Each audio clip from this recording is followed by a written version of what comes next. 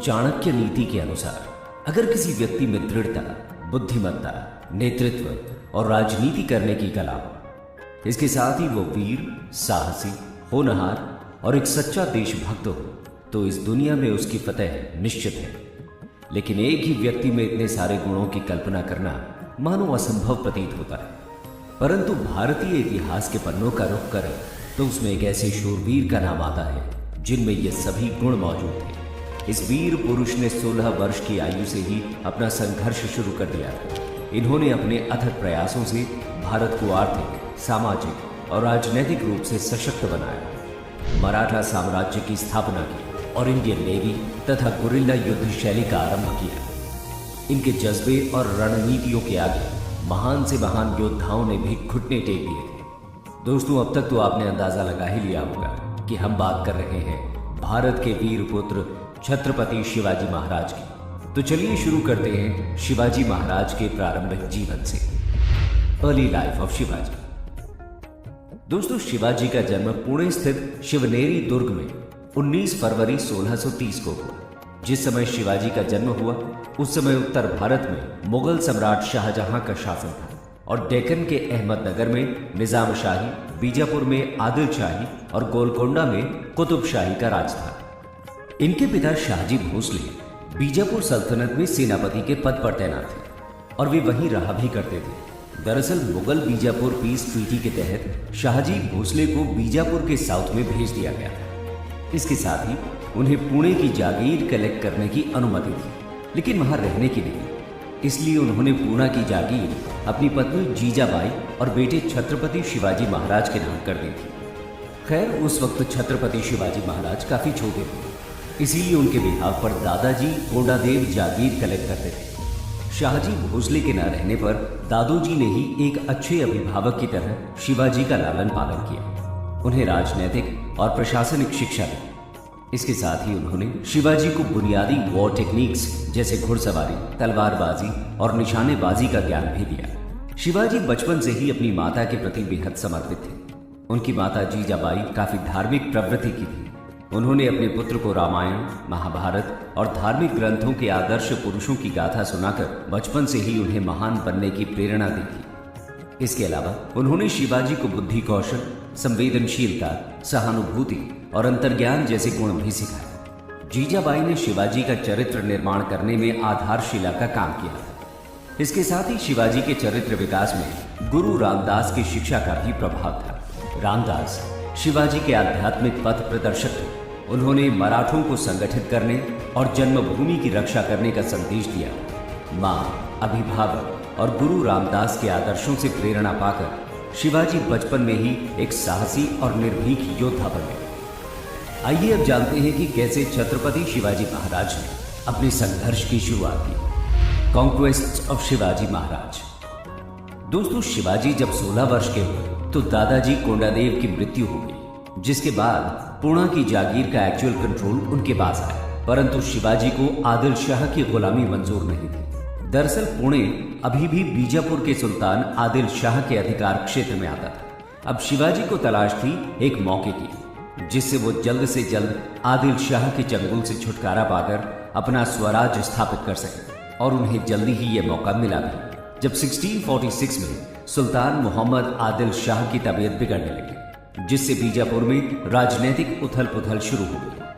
शिवाजी ने इसका फायदा उठाकर तोरणगढ़ के किले पर आक्रमण कर उसे अपने कब्जे में ले लिया। इस आक्रमण में उनका साथ एक छोटी सी सेना ने दिया था, जिसे मावल के नाम से जाना जाता था। इस मावल सेना का निर्माण शिवाजी ने मावल क्षेत्र के लोगों को इकट्ठा कर किया। दरअसल शिवाजी जानते थे कि इन लोगों में देश प्रेम और कुछ कर गुजरने का जज्बा है। अगर जरूरत थी तो बस इन्हें सही नेतृत्व देने की, और इसीलिए शिवाजी ने इन्हें गुरिल्ला युद्ध शैली में कुशल बनाया।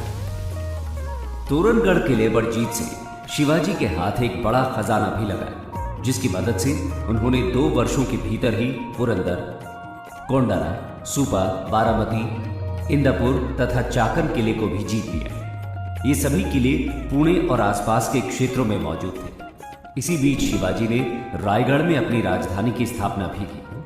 दोस्तों, इस पूरे घटनाक्रम में शिवाजी का एक ही मूल सिद्धांत था, और वो था कि कम से कम नुकसान में अधिक से अधिक राज्य का विस्तार करना। और इसीलिए उन्होंने पारंपरिक युद्ध लड़ने के बजाय संधियों, मित्रता और गुरिल्ला युद्ध शैली से दुश्मन को परास्त करने की रणनीति बनाई। शिवाजी के दिन रोज बढ़ते टेरिटोरियल एक्सपेंशन से बीजापुर सुल्तान को यह डर सताने लगा कि अगर समय रहते शिवाजी पर लगाम नहीं लगाई गई तो वो दिन दूर नहीं जब सुल्तान भी अपनी राजगद्दी खो बैठेंगे। और इसके लिए उन्होंने शिवाजी के पिता का सहारा लिया और उन्हें अपने पुत्र को समझाने के लिए भेजा।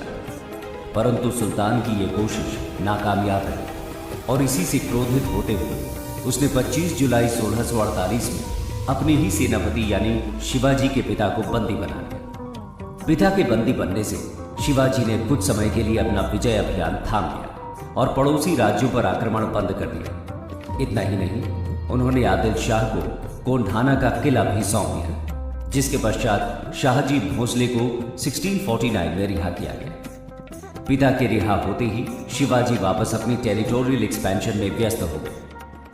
सबसे पहले उन्होंने जावली के जागीरदार चंद्रराव मौर्य को हराकर उनके राज्य पर कब्जा किया।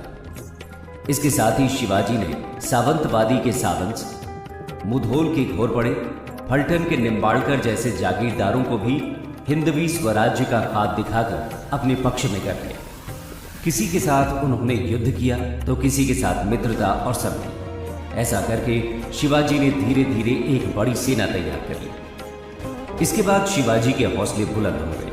उन्होंने बीजापुर में अपने राज्य का विस्तार करना शुरू किया। शिवाजी महाराज के बढ़ते हुए प्रभाव को देखकर आदिल शाह II के रातों की नींद उड़ चुकी थी। ऐसे में उसने अपने सेनापति अफजल खान को 1657 में 20,000 सैनिकों के साथ शिवाजी महाराज का खात्मा करने के लिए भेजा।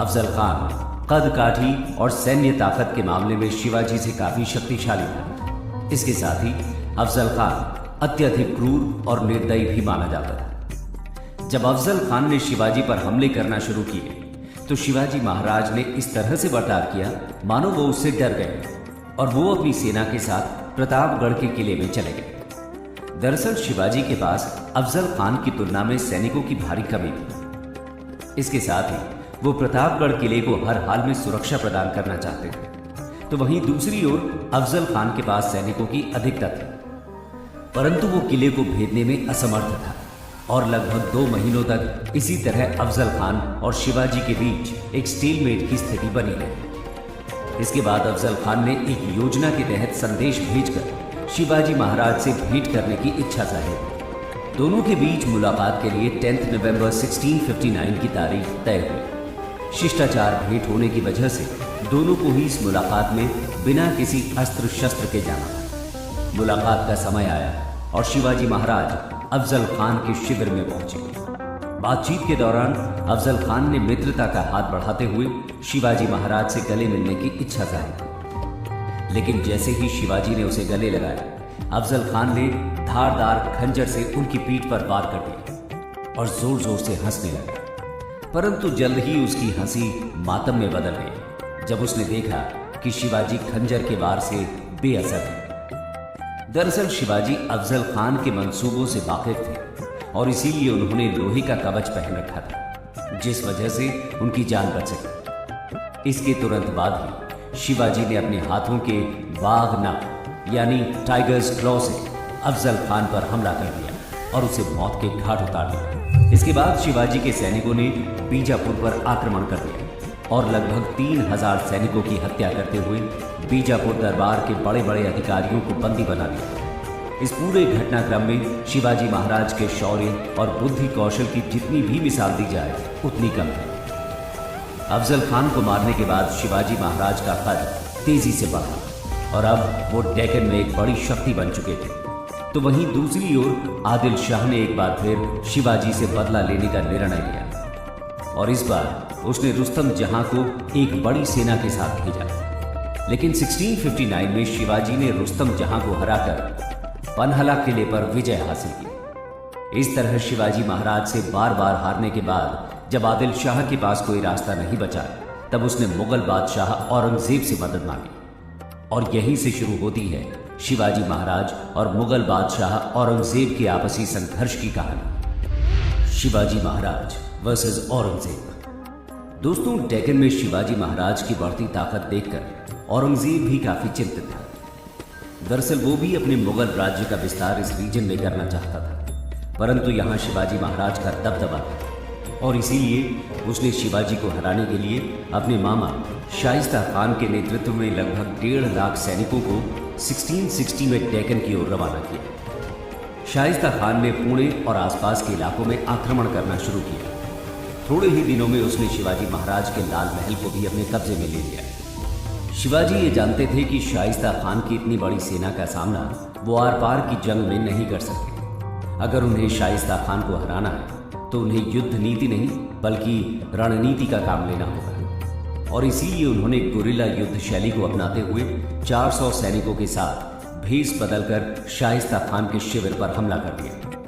इस हमले में शिवाजी महाराज ने शाइस्ता खान की 3 उंगलियां काट ली तथा उसके कई सैनिक और परिवारजनों को भी मार डाला, जिसके बाद शाइस्ता खान की हार हुई और वो डेक्कन से वापस लौट गया। लेकिन इससे पहले 3 सालों तक शाइस्ता खान ने शिवाजी के राज्य में काफी तबाही मचाई थी, जिसका बदला लेने और अपने राज्य में हुए नुकसान की भरपाई करने के लिए 1664 में शिवाजी महाराज ने मुगल्स के संपन्न शहरों में से एक सूरत पर आक्रमण किया। सूरत प्लंडर का ये मामला मुगल बादशाह औरंगजेब के लिए एक बहुत बड़ा सदमा था। अब वो हर हाल में शिवाजी से इसका बदला लेना चाहता था। इसीलिए मिर्जा राजा जयसिंह के नेतृत्व में उसने एक विशाल सेना तैयार की और शिवाजी का मुकाबला करने के लिए उन्हें डेक्कन भेजा।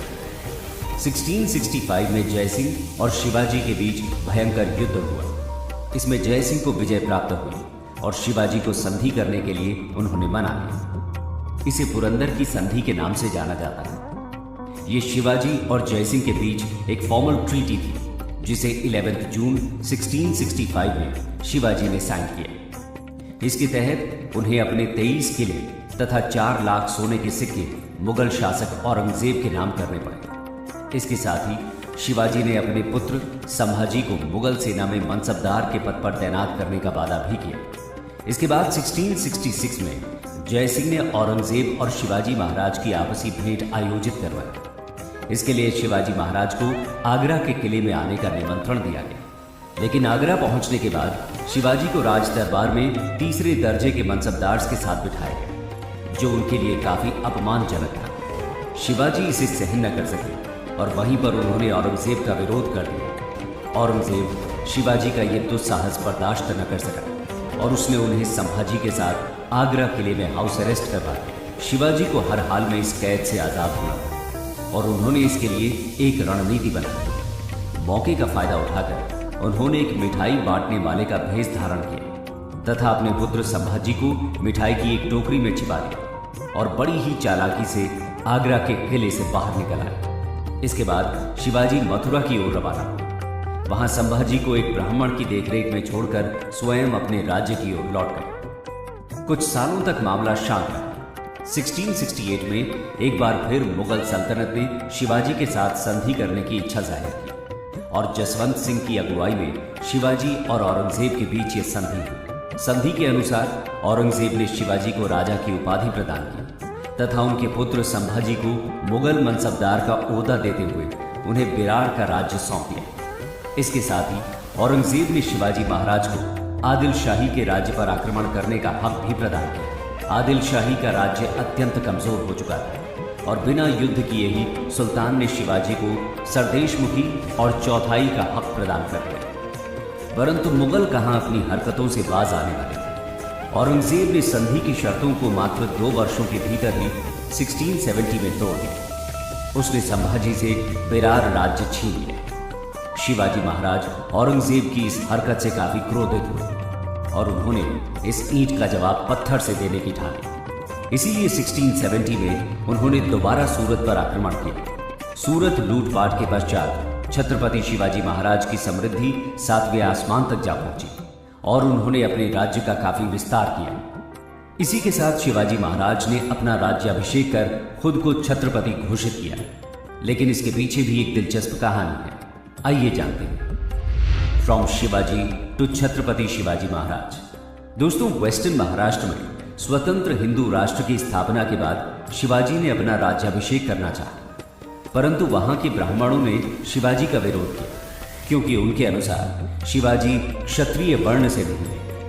हालांकि कुछ समय बाद मंत्रिमंडल में सेक्रेटरी यानी चिटनीस पद पर तैनात बालाजी आबाजी के नेतृत्व में शिवाजी के क्षत्रिय होने का प्रमाण ब्राह्मणों को दिया गया। प्रमाण के मुताबिक बालाजी ने शिवाजी का संबंध मेवाड़ के सिसोदिया वंश से किया, जिससे संतुष्ट होकर ब्राह्मण शिवाजी का राज्याभिषेक करने के लिए राजी हो गए। इसके पश्चात देश विदेश के अधिकारी, जनता और ब्राह्मणों को साक्षी बनाकर शिवाजी का 6 जून 1674 को राज्याभिषेक कर दिया गया। इसके साथ ही शिवाजी को उनकी जनता द्वारा छत्रपति का खिताब दिया गया, जिसके बाद से वे छत्रपति शिवाजी महाराज के नाम से प्रख्यात हुए और बचपन में देखा गया उनका हिंदवी स्वराज्य का सपना सच हुआ। राज्याभिषेक के बाद शिवाजी ने एडमिनिस्ट्रेशन को स्मूथ बनाने के लिए अष्टप्रधान की स्थापना की। ये सभी मंत्री राज्य के एडमिनिस्ट्रेशन का जिम्मा संभालते थे, जिसके साथ ही वे शिवाजी को असिस्ट करने का कार्य भी करते थे। अष्टप्रधान की कॉम्पोजिशन की बात करें तो इसमें पेशवा रेवेन्यू डिपार्टमेंट संभालते थे, सरी नौबत या सेनापति मिलिट्री कमांडर थे, अमात्य अकाउंटेंट जनरल का काम देखते थे, वहीं वाक़े नवीस के पास इंटेलिजेंस, पोस्ट और हाउस होल्ड अफेयर्स का जिम्मा था, सचिव का काम कॉरेस्पॉन्डेंस देखना था और सुमंत मास्टर ऑफ सेरेमनी कहे जाते थे। इसके अलावा न्यायाधीश राज्य के मुख्य न्यायाधीश की भूमिका निभाते थे और पंडित राव चैरिटी और रिलीजियस एडमिनिस्ट्रेशन के इंचार्ज थे। एडमिनिस्ट्रेशन के साथ शिवाजी ने महिलाओं के सशक्तिकरण पर जोर दिया। इसके अलावा उन्होंने हिंदू दरबार के कई पुराने ट्रेडिशंस को भी पुनर्जीवित किया और अपने राज्य में मराठी तथा संस्कृत भाषा के प्रयोग को बढ़ावा दिया। इसके साथ ही उन्होंने अपने राज्य में सभी धर्मों को सम्मान दिया। उनके राज्य में हिंदू पंडित की तरह मुस्लिम मौलवीज को भी बराबर का सम्मान प्राप्त था। उनकी सेना और मंत्रिमंडल में भी कई मुस्लिम अधिकारी तैनात थे। बात अगर शिवाजी महाराज के सैन्य बल की करें तो भारतीय राजाओं में वो पहले थे जिन्होंने नेवल फोर्स को तैयार किया। उन्होंने अपनी अनुशासित सेना तथा प्रशासनिक अधिकारियों की मदद से मराठा रीजन में एक सभ्य शासन स्थापित किया। 6 सालों तक कुशलतापूर्वक राज्य करते हुए अंत में एक लंबी बीमारी के कारण 3 अप्रैल 1680 को 52 वर्ष की आयु में उनकी मृत्यु हुई। कंक्लूजन। तो दोस्तों, ये थी छत्रपति शिवाजी महाराज की कहानी। भारत की इस धरती पर ऐसे कई महान शासक पैदा हुए जिन्होंने अपनी योग्यता और कौशल के दम पर इतिहास में अपना नाम स्वर्ण अक्षरों में दर्ज किया है। छत्रपति शिवाजी महाराज भी उन्हीं वीर योद्धाओं में से एक हैं। इनके शौर्य, जज्बे और रणनीति की जितनी भी तारीफ की जाए उतनी कम है, क्योंकि इन्होंने उस चिंगारी को जन्म दिया जिसकी वजह से भारत में मुगल काल में भी एक नए हिंदू राष्ट्र की स्थापना हुई। और यही कारण है कि छत्रपति शिवाजी महाराज की ये शौर्य गाथा आज भी देश के कोने कोने में गाई जाती है और इन्हें लोग एक राजा की तरह नहीं बल्कि भगवान की तरह पूजते हैं। जय हिंद।